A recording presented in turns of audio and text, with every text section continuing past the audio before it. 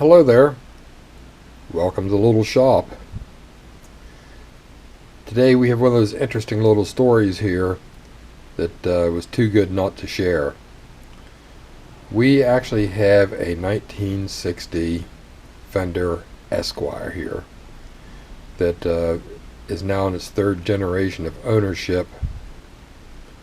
The story that I get is it belonged to a gentleman who passed, and his son had possession of it.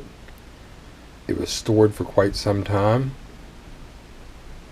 as I was told, under a bed,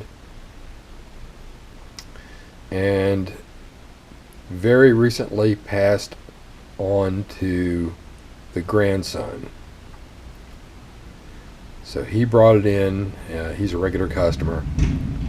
He brought it in, wanted me to check it over, make sure everything was good on it, get it functioning again, and that's what we're going to do.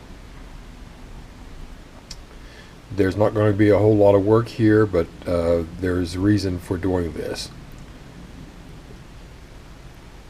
We do have a few little things. These strings are misaligned. The bridge saddles are rusted pretty bad, and a lot of the adjustments are stuck. They're frozen.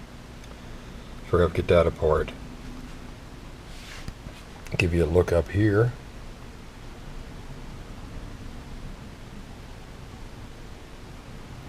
There's a little bit of fingerboard wear, but the frets aren't worn that bad. We're going to clean them up a little bit for him.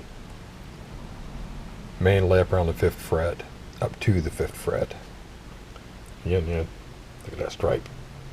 More Brazilian rosewood. Anyway, so basically these are a Telecaster without the front pickup. Let's flip it over here and let you take a look at the back.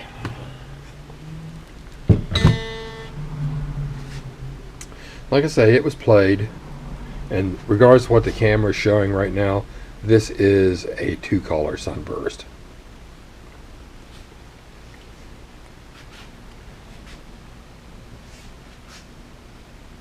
Here's the serial number. I say it's had some play wear. Somebody loved this guitar. Typical, slightly rusty Clusons. But anyway, we're going to get this shaped up for this guy.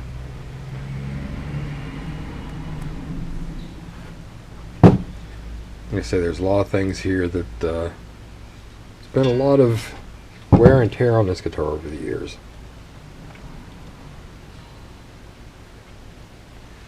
So what we're going to do here, I may as well just start tearing it down with this bridge and stuff, because we're going to have to soak a few things and clamp these bridge saddles. But there's not going to be a lot of work here, but this is basically a lesson in Esquires for you people that are not really aware of them. So as I get into the electronics, I'll explain a few more things. Something I want to point out here, these pick guards always shrink. This one's in pretty good shape. There's actually no cracks or any of the screw holes or anything. See? But it's caused a misalignment problem over here.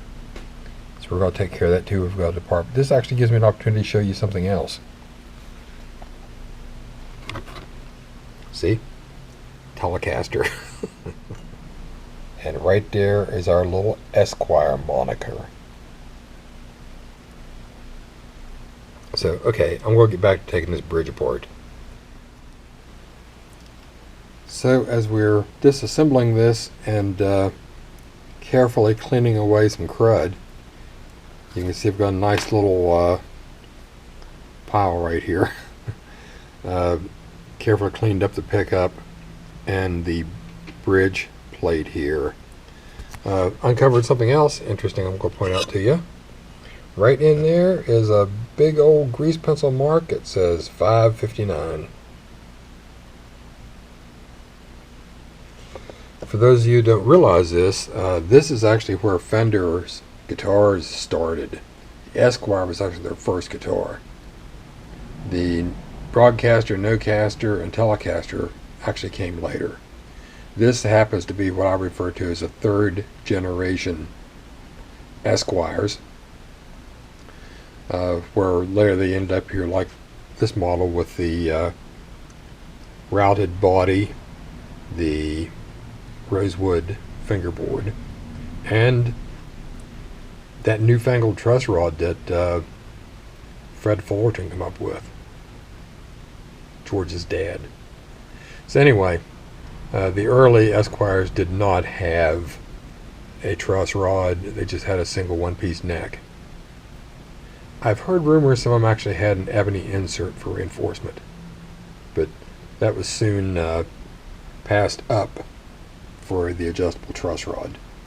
Same design the Fender still uses in their vintage guitars that Mr. Fullerton came up with. So I wanted to continue cleaning. As I come across things, I'll point it out here. Like I say, this is basically more of a brush up for you on Esquires as I'm cleaning and getting this thing ready to get back into service. While we have our frozen saddle screws soaking here in a bath of WD-40, we're going to turn our attention to cleaning up this headstock, do a little bit of light fret work, and clean up these frets and stuff. We're going to start cleaning this guitar up, and we're going to start with descending order of grime. So the fingerboard is going to make dirt while I'm cleaning it and the frets up, so we're going to do that first, not to interfere with the body. We're going to clean lightly. So here we go. Okay, time to break out the old Powers proprietary hand buffer.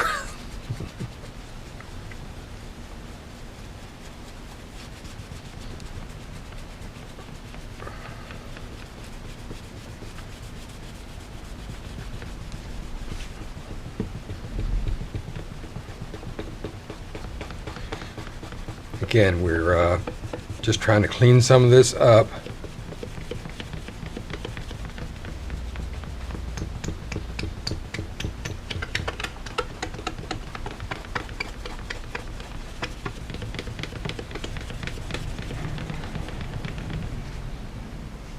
Oh, look at that.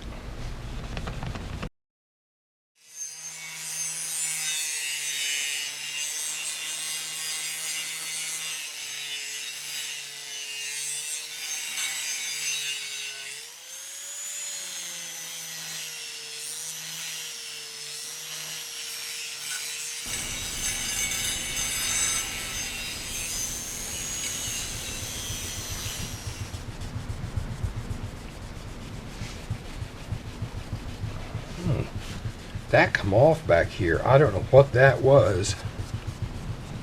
I had concerns about that being very deep gouges.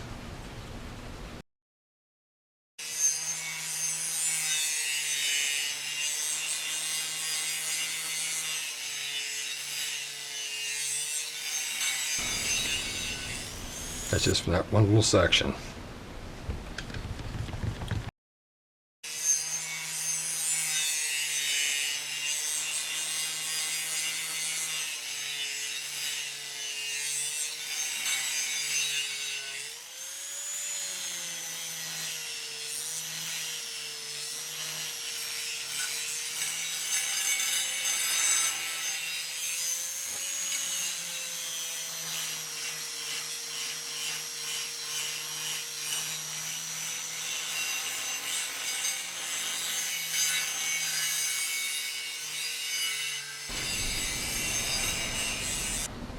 So you get the picture.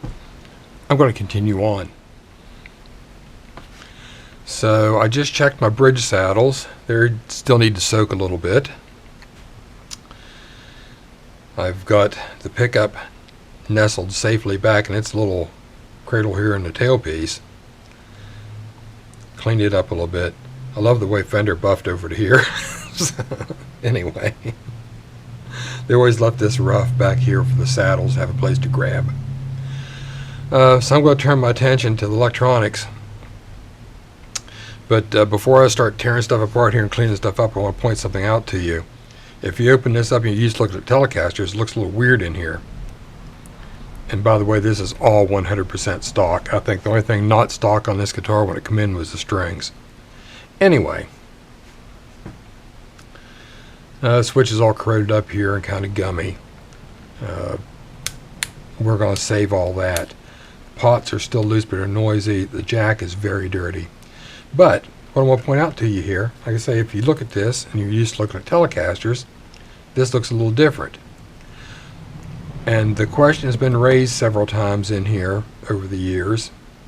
The most common question on an Esquire is, why do you have a toggle switch for one pickup? And since this was born from lap steels, I kind of believe that's where the philosophy came from. Leo was big on not having a tone control on the rear pickup, like on the Strats. So, in this position, we have the rear pickup with no tone control. In this position, we have the rear pickup with a tone control.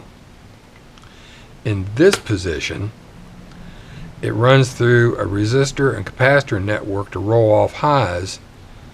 It gives you a really funky, odd sound, and I believe at the time it was designed to comp bass lines. It's only my theory, because we didn't have any electric basses then. But that's my theory. But I'm going to clean these up and get it going. I'm going to clean this plate up a little bit. Like I said, I don't expect it to clean up really well, but get some of the grime off of it. So I'll get back to you when I'm cleaning controls here. Okay, well, there's been a little sidetracking, a little surprise you didn't expect. The knobs are frozen on the pots. The mounting screws here for the knobs are stuck. So we've put a couple drops of WD-40 on those. We're waiting for them to soak a little bit. In the meantime, we've taken the jack out. That was a bit of an issue itself. It didn't want to come out. The original nut was jammed up on it and looks like it has what I would consider to be plier marks around it. Anyway, so I'm going to clean up the jack, clean the pots. This is going to be typical protocol stuff. A little deoxit on the pots. I've already lubed the switch. I have it working much better. I'm going to clean the contacts on it, clean the pots, clean the jack, put this back together. So to clean the jack, I'm going to use one of my typical old tricks.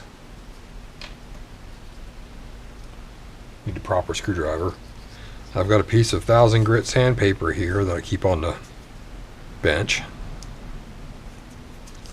Just got to roll it up. Go in the jack here and roll it backwards.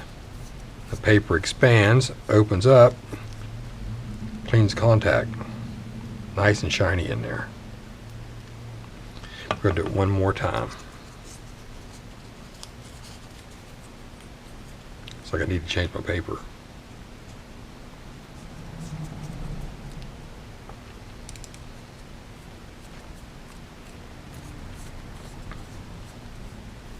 Yeah, look at that crud roll out there. Oh yeah, looks good. Then just clean the jack contact here for the hot.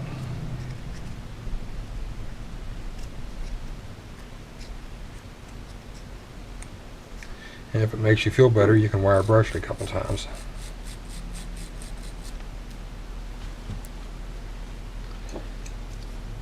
Like I say, a little deoxit in here.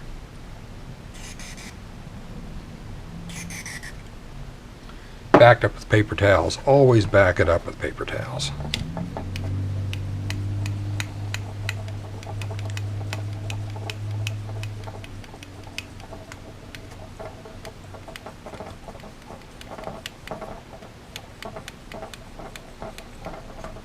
Okay, I'm going to add a lock washer to this, a washer and a new nut.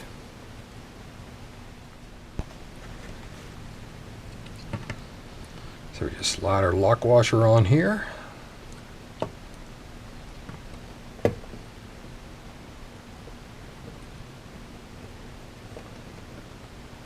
You know what? Time for another of my homemade tools to make an appearance.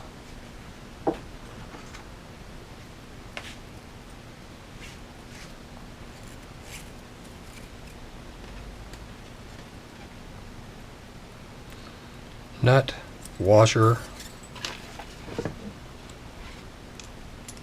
in through the jack plate, in through the jack hole,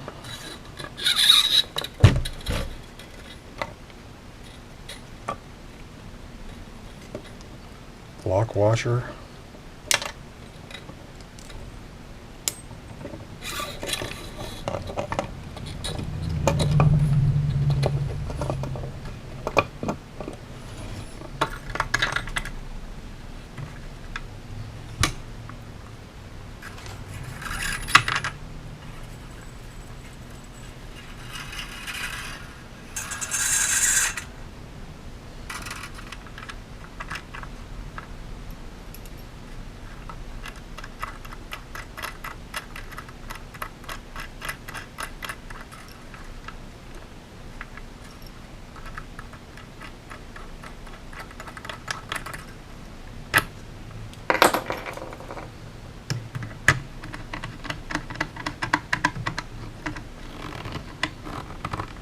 and there. That was much easier. Those of you who haven't seen that before, it's just a guitar string with a piece of foam on the end of it, a wound guitar string, soldered to the end of a plug that's been ground down. That's a very handy piece of equipment in here.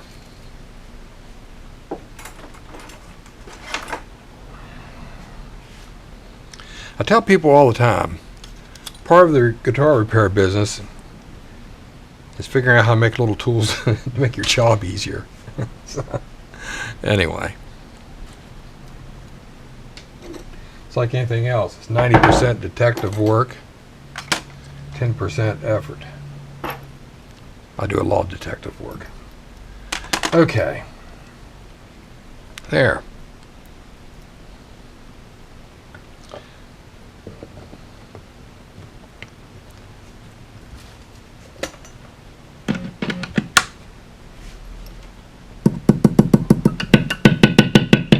As I was saying, see, rear pickup, no tone control, just volume, okay?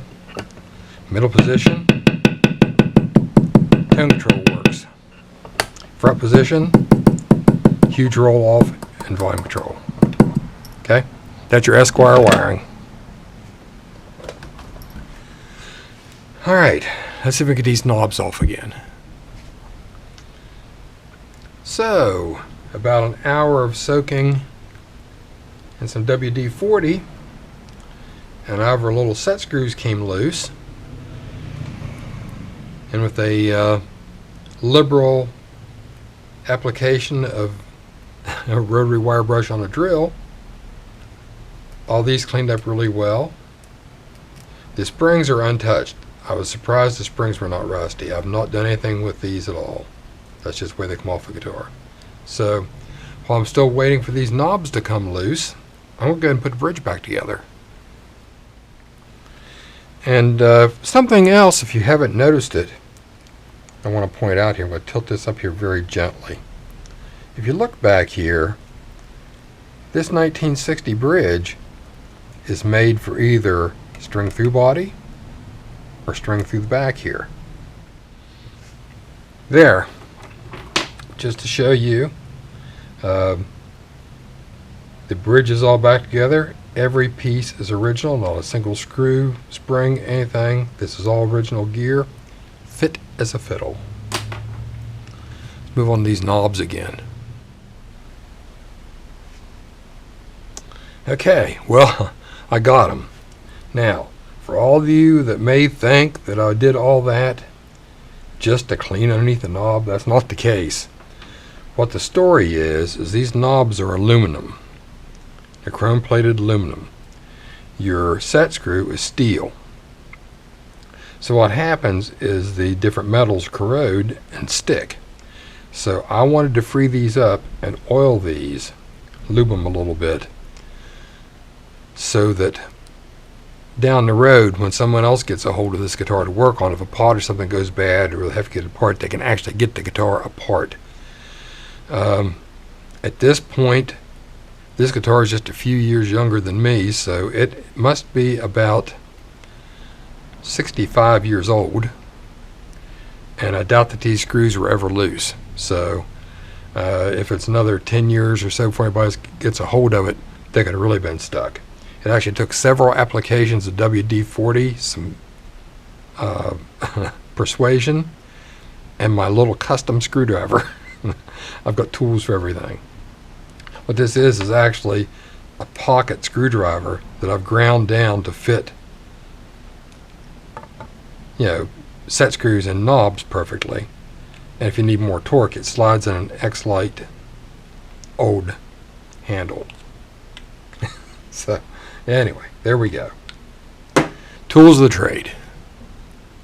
Again, more figuring out problems. So look at these lubed and back together. We're winding down here. We're just about finished up here. I've got it all strung up. I've got the neck adjusted. I actually left the pick guard off to easy access to the truss rod so I could cheat. So, but anyway,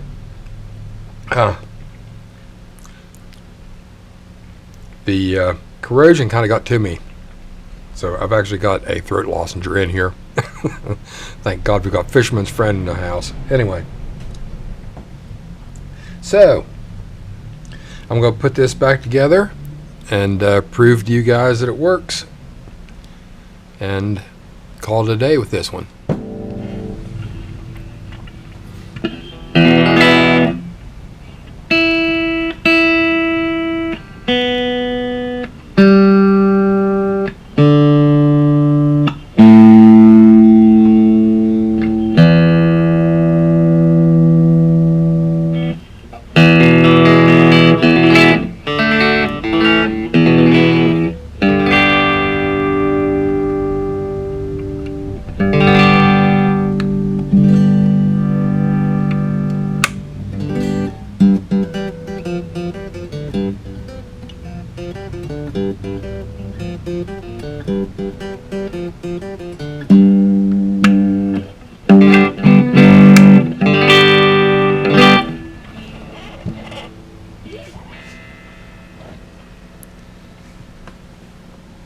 There you go. 1960 Fender Esquire put back into service.